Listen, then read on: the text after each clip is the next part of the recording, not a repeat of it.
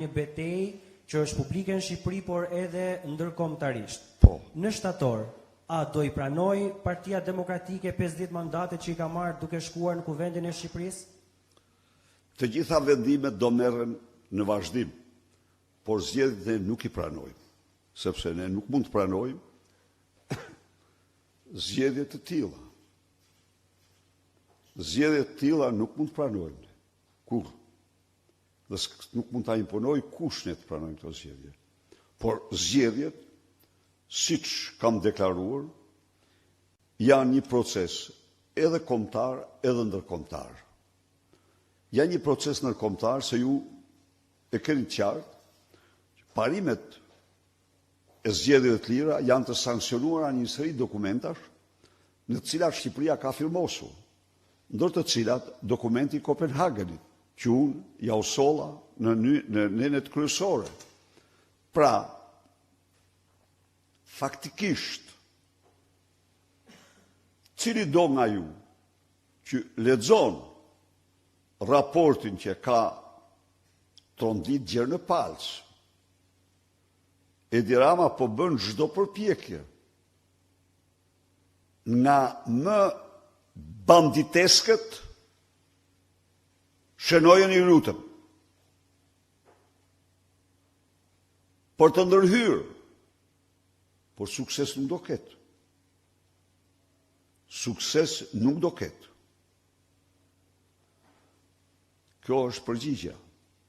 Dhe pyetja e dytë, në fakt, zoti Berisha, që prej vitit 2011, Partia Demokratike nuk ka fituar asnjë proces zgjedhor, zgjedhjet parlamentare dhe zgjedhjet lokale.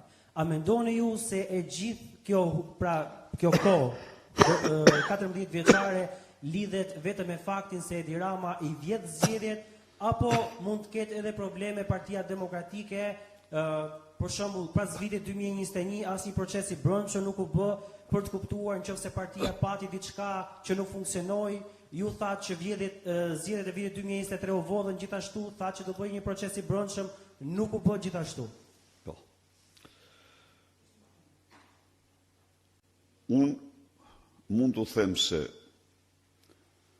nuk janë zgjedhje këto. Kjo është farsë elektorale.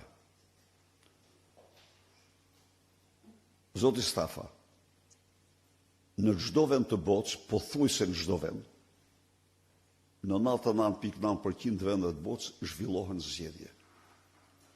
Në vendet e lira zhvillohen zgjedhje reale. Në diktatura zhvillohen farsa.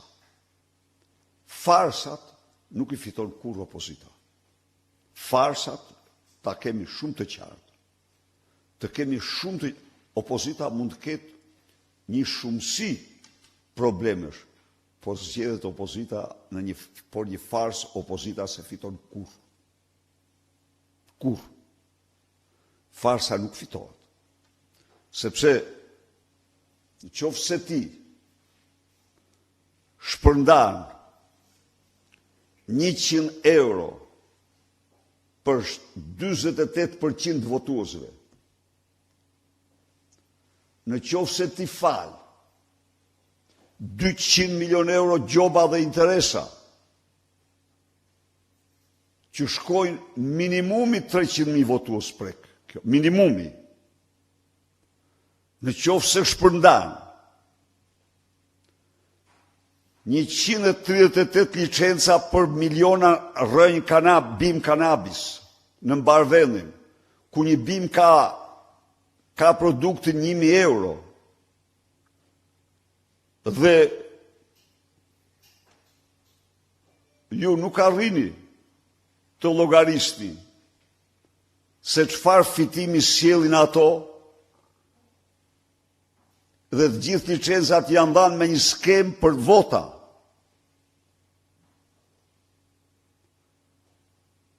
Në qoftë se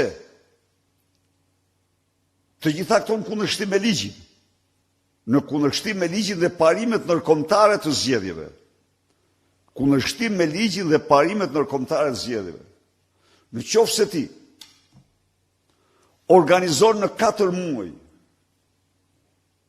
ngjarje, evente, më shumë se në 3 vitet para se të marrë së bashku, 4.500